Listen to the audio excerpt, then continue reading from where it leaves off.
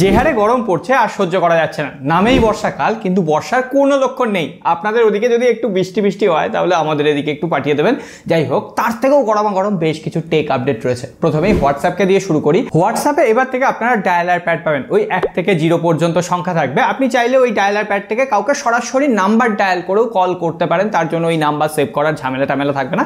আর একটা জিনিসও কোনো রকম ঝামেলা নেই, লাইক করে সাবস্ক্রাইব করে রাখার মধ্যে এই ধরনের টেক আপডেটগুলো না দেখবেন সবার আগে আপনার কাছে পৌঁছে যাবে। যাই হোক, পরের খবরে যাওয়ার আগে জাস্ট 2 মিনিট সময় চেয়ে নেবো আজকে ভিডিও স্পন্সর আগারোর জন্য। আর বাদ বাকি টাইম স্ট্যাম্প তো ডেসক্রিপশন বক্সে আছে, আপনি ওখান থেকেও দেখে নিতে পারেন। আজকের দিনে আমরা সারাদিন যে টেকনোলজি সায়েন্স নিয়ে এত আলোচনা করি, সায়েন্স যে কতটা এগিয়ে গেছে তা ভাবতেও পারবেন না। ঘরে বসেই আপনি এখন ব্লাড সুগার পরিমাপ করতে পারেন। তার জন্য আপনার আর কোনো প্যাথোলজিতে যাওয়া লাগবে না।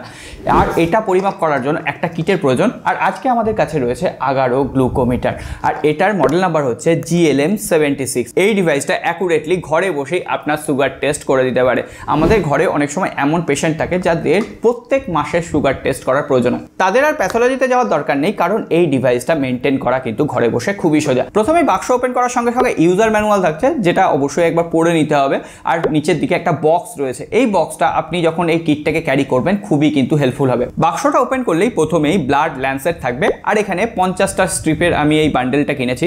এর সঙ্গে lancet device, battery, test strip, main unit থাকছে। আর এটা কিভাবে কাজ করছে ছোট্ট করে বলে দিই। প্রথমে ল্যান্সেট ডিভাইসটার ভেতরে নিডল বা ল্যান্সেটটা কানেক্ট করে নেবেন। আর এখানে 0.1 থেকে 0.5 অর্থাৎ 9টা ধাপে প্রেসার পয়েন্ট দেওয়া হয়েছে। এই প্রেসার পয়েন্ট কতটা আপনার ত্বকের গভীরে যাচ্ছে, রক্তটা কতক্ষণে বেরোচ্ছে সেটার উপর ডিপেন্ড করছে। আর তারপরে স্টেপে ল্যান্সেট ডিভাইসে পেছনের দিকে একটা ট্রিগার রয়েছে, সেটাকে টেনে দিতে হবে, অর্থাৎ আপনার ল্যান্সেট ডিভাইসটা সম্পূর্ণ রেডি। এবার সেকেন্ড স্টেপে স্ট্রিপটা মেন ইউনিটের সাথে কানেক্ট করতে হবে। এখানে আমার যে স্ট্রিপের নাম্বারটা সেটা হচ্ছে 255। এটা জাস্ট আপনি কানেক্ট করার সঙ্গে সঙ্গে ডিভাইসটা অন হয়ে যাবে আর সেখানে কোড দেখাবে 255, অর্থাৎ আপনার ডিভাইসটা রেডি হয়ে গেছে। এবার ল্যান্সেট ডিভাইসটা জাস্ট আপনার বডিতে প্রেস করবেন এবং সেখান থেকে যখনই রক্ত বেরোবে সেই ব্লাডটা আপনি স্ট্রিপের উপর ধরবেন। 5 সেকেন্ডের একটা কাউন্টডাউন হবে। আপনার রক্তে গ্লুকোজের মাত্রা কত রয়েছে, অর্থাৎ সুগারের পরিমাণ কত রয়েছে সেটা দেখিয়ে দেবে।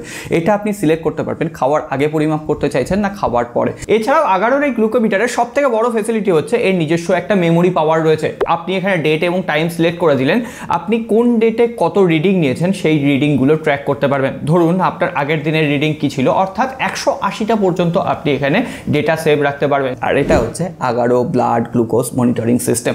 আমি ডেসক্রিপশন বক্সের লিঙ্ক দিয়ে দেবো। আর এটার 1 বছরের ওয়ারেন্টিও রয়েছে, চেক করে নেবেন। আর্টিফিশিয়াল ইন্টেলিজেন্সের ব্যাপারে অলরেডি আমরা গুগলের সাথে জেমিনাইকে চুক্তিবদ্ধ হয়ে কাজ করতে দেখছি। এবারে অ্যাপেলের সাথে চুক্তিবদ্ধ হতে চলেছে মেটা এআই। মেটার অধীনস্থ রয়েছে হচ্ছে ইনস্টাগ্রাম, ফেসবুক, মেসেঞ্জার, এমনকি হোয়াটসঅ্যাপ। অর্থাৎ এই 4টে প্ল্যাটফর্মে আমরা বিভিন্ন ধরনের আর্টিফিশিয়াল ইন্টেলিজেন্সের ফিচার দেখতে পাবো। অলরেডি আর্টিফিশিয়াল ইন্টেলিজেন্সের এই সমস্ত ফিচার ইনস্টাগ্রাম ইন্ডিয়াতে অ্যাভেলেবেল করে দিয়েছে। কিছুদিনের মধ্যে শোনা যাচ্ছে এশিয়ার প্রত্যেকটা দেশে, অর্থাৎ বাংলাদেশ, পাকিস্তান, এই সমস্ত দেশগুলোতেও কিন্তু আর্টিফিশিয়াল ইন্টেলিজেন্সের সমস্ত ফিচার ইনস্টাগ্রাম অ্যাভেলেবেল করে দেবে। এবং তার পরের ধাপে সেটা আসবে ফেসবুক এবং হোয়াটসঅ্যাপের ওপরে। অর্থাৎ আপনাকে আর গুগলে সার্চ করে দেখে নিতে হবে না কোন রেস্টুরেন্টের ফিডব্যাক ভালো, রিভিউ ভালো। আপনি সরাসরি হোয়াটসঅ্যাপে খেতে যাওয়ার আগেই ওই রিভিউ দেখে নিতে পারবেন বা বিভিন্ন ধরনের সার্চ করে নিতে পারবেন। আপনার প্রজেক্ট ওয়ার্কগুলো তৈরি করে নিতে পারবেন। এবং তারপরে যুক্ত হবে অ্যাপেলের আর্টিফিশিয়াল ইন্টেলিজেন্স। অর্থাৎ আমরা একদিকে যেমন গুগল এবং জেমিনাইয়ের আর্টিফিশিয়াল ইন্টেলিজেন্স দেখবো, অন্যদিকে একে পাঙ্গা নেওয়ার জন্য আসবে মেটার সাথে অ্যাপেলের আর্টিফিশিয়াল ইন্টেলিজেন্স। অবশেষে রোবটের দুনিয়ায় পা রাখতে চলেছেন এলন মাস্ক। না, এটা কোনো রকম গুজব নয়। এলন মাস্কের সঙ্গে একটা 1-in-1 ইন্টারভিউ চলছিল এবং সেখানেই তিনি বলেছেন 2025 সালের শেষের দিকে তার নিজস্ব কোম্পানির তৈরি অপটিমাস রোবট মার্কেটে আসতে পারে। এমনকি সেই রোবটটা বিভিন্ন আর্টিফিশিয়াল ইন্টেলিজেন্সের কাজকর্ম তো করে দেবেই, এমনকি হাউস হোল্ড কাজকর্ম করে দিতেও সেটা পারবে। তার সঙ্গে সঙ্গে মানুষের নির্জনতার সঙ্গী হবে, অর্থাৎ একাকিত্বের সঙ্গী হবে বলা যায়। সো আমরা যদি ইউরোপের কান্ট্রিগুলো দেখি, বিভিন্ন রিপোর্টে অলরেডি প্রকাশ পেয়েছে যে সেখানকার মানুষ একাকিত্বে ভোগেন একটা বয়সের পর। তো এই রোবট তাদের সঙ্গী হতে পারে। তো দেখা যাক এলন মাস্ক তাদের রোবট প্রজেক্টে কতটা সাকসেস পায়। খুব শীঘ্রই লঞ্চ করতে চলেছে আইকিউর তরফ থেকে একদম ফ্ল্যাগশিপ কিলার স্মার্টফোন IQ13। যদি না আমি ভুল করি তাহলে এটা সামনের মাসেই চাইনিজ মার্কেটে লঞ্চ করবে। আজকে মোটামুটি ফুল স্পেসিফিকেশন সামনে চলেছে। বলা হচ্ছে সেখানে BOE তৈরি একটা 2K AMOLED ডিসপ্লে, এমনকি সেটা LTPO ডিসপ্লে হবে। এর সঙ্গে সঙ্গে কোয়ালকম স্ন্যাপড্রাগন 8 Gen 3 মতো পাওয়ারফুল প্রসেসর, 6000 mAh ব্যাটারি, 100 ওয়াটের চার্জার, এমনকি টেলিফটো সেন্সরও থাকবে। সো এখনো পর্যন্ত এই ফোনটার ফার্স্ট লুক কেমন হবে সামনে আসেনি, কয়েকদিনের মধ্যে সামনে আসবে, তখন আপনাদের সাথে শেয়ার করে দেবো। আবার কেউ বলছেন এই যে IQ13 এই ফোনটা এখন লঞ্চ হবে না, কোয়ালকম স্ন্যাপড্রাগন 8 Generation 4 যখন চিপসেটটা লঞ্চ হবে তখনও লঞ্চ করতে পারে।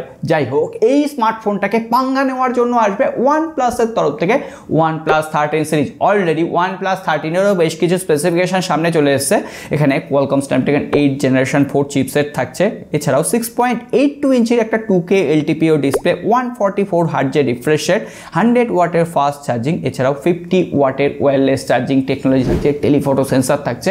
তো ওভারঅল দেখা যাক iQOO 13 নাকি OnePlus 13, মোটামুটি যুদ্ধ জমে যাবে ফ্ল্যাগশিপের মার্কেটে। তবে এই সব কিছুর পাশাপাশি OnePlus Nord CE 4 Lite ফোনটা 20,000 রুপির প্রাইস পয়েন্টে 24 তারিখ ইন্ডিয়ান মার্কেটে লঞ্চ করতে চলেছে। কিন্তু এই ফোনটায় Qualcomm Snapdragon 695 5G চিপসেট রয়েছে, সেই চিপসেটটা কিন্তু 20,000 রুপির প্রাইস পয়েন্টের সাথে একেবারেই জাস্টিফাইড নয়। আর এই প্রসেসরটা বহু পুরনো প্রসেসর। অলরেডি OnePlus Nord 3 ফোনটা কিন্তু একদম ফ্ল্যাগশিপ লেভেলের প্রসেসরের সাথে 20,000 রুপিতে অ্যাভেলেবেল, বাংলাদেশে 25 বা 27,000 টাকায় পাওয়া যায়। সো OnePlus Nord 3 নেবেন, OnePlus Nord CE 4 Lite নেওয়ার মতো ভুল করবেন। Redmi Note 13 সিরিজের পর অবশেষে Redmi Note 14 সিরিজকে নিয়ে কথাবার্তা শুরু হয়ে গেছে। যদিও এই স্মার্টফোনগুলো এখনই লঞ্চ করছে না, বলা হচ্ছে চাইনিজ মার্কেটে আগস্ট বা সেপ্টেম্বর মাস নাগাদ Redmi Note 14, Note 14 Pro এবং Note 14 Pro Plus এই তিনটে স্মার্টফোন লঞ্চ করবে। আজকে Redmi Note 14 ফোনটার বেশ কিছু স্পেসিফিকেশন সামনে এসেছে, এমনকি বলা হচ্ছে Redmi Note 14 series out of the box Android 14 দিয়ে লঞ্চ করবে। Android 15 নয়, কিন্তু এর সঙ্গে সঙ্গে HyperOS 1.0 আপডেট থাকবে, বিভিন্ন ধরনের ফিচার্স থাকবে। এছাড়াও Redmi Note 14 সিরিজে সব থেকে বেশি জোর দেওয়া হবে আর্টিফিশিয়াল ইন্টেলিজেন্সের উপর। এমনকি সেই ফোনটাতে 120 হার্টজের একটা AMOLED ডিসপ্লে থাকবে। এছাড়াও Qualcomm Snapdragon 7 Generation 2 এর মতো চিপসেট থাকতে পারে বলে শোনা যাচ্ছে। 5000 mAh ব্যাটারি, 67 ওয়াটের ফাস্ট চার্জার, এছাড়াও 108 মেগাপিক্সেলের OIS ক্যামেরা থাকবে। মোটামুটি এটা লিক স্পেসিফিকেশন ধরে এগোতে পারেন, তারপরে দেখা যাক, যখন খবর পাবো সবার আগে আপডেট করে দেবো। এছাড়াও Note 14 Pro এবং Pro Plus যে দুটো ভ্যারিয়েন্ট, সেখানে কিন্তু MediaTek-এর চিপসেট থাকতে চলেছে। Motorola একের পর এক তাক লাগিয়েই চলেছে। এবারে Motorola AS50 Neo বলে আরো একটা স্মার্টফোন ইউরোপের মার্কেটে লঞ্চ করতে চলেছে, যেখানে তারা 4 বছরের ওয়ারেন্টি প্রোভাইড করবে। যদিও এই স্মার্টফোনটা আমাদের দেশে কি নামে আসবে জানা যায়নি, হতে পারে Motorola H50 Fusion পেয়েছি, এটা আমরা H60 Fusion বা Motorola G85 এর কোনো একটা ভ্যারিয়েন্ট নামে আসতে পারে। সেটা খুব তাড়াতাড়ি আমাদের দেশেও লঞ্চ করবে। আর আমাদের দেশে যদি 4 বছরের ওয়ারেন্টি দেয় না, তাহলে তো কামাল হয়ে যাবে, কারণ এই সময়ে কোনো কোম্পানি কিন্তু 4 বছরের ওয়ারেন্টি প্রোভাইড করছে না। এছাড়াও কার্ভড AMOLED ডিসপ্লে, 120 হার্টজের রিফ্রেশ রেট, 5000 mAh ব্যাটারি, 33 ওয়াটের চার্জার থাকছে। আর এর পাশাপাশি CMA Phone 1 এর একদম ডিসপ্লের বেজেল এবং চিনের ছবি সামনে চলে এসেছে। বলা হচ্ছে নাথিং ফোন 1-এ আমরা যে ধরনের ডিসপ্লের বেজেল এবং চিন পেয়েছিলাম, সেম টু সেম ডিসপ্লে বেজেল এবং চিন, এমনকি ডিসপ্লে সাইজও কিন্তু CMA Phone 1-এ একই রকম হবে।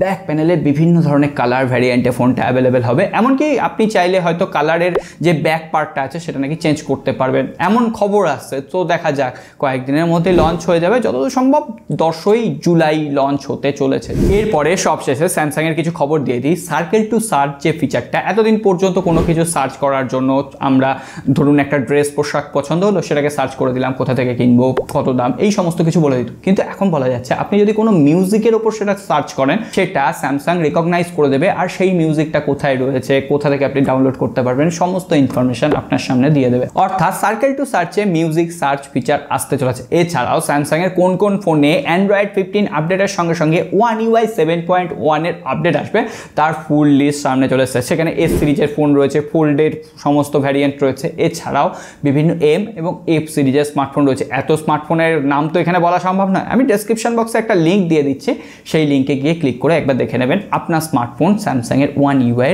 7.1 এর আপডেট আদৌ পাবে কিনা।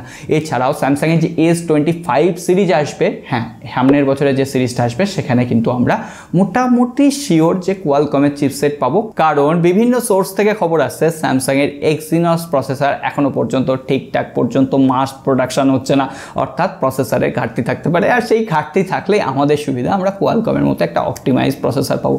যাই হোক, আজকে আর কথা বাড়াচ্ছি না, সকলে ভালো থাকবেন, সুস্থ থাকবেন, দেখা হবে আগামী পর্বে।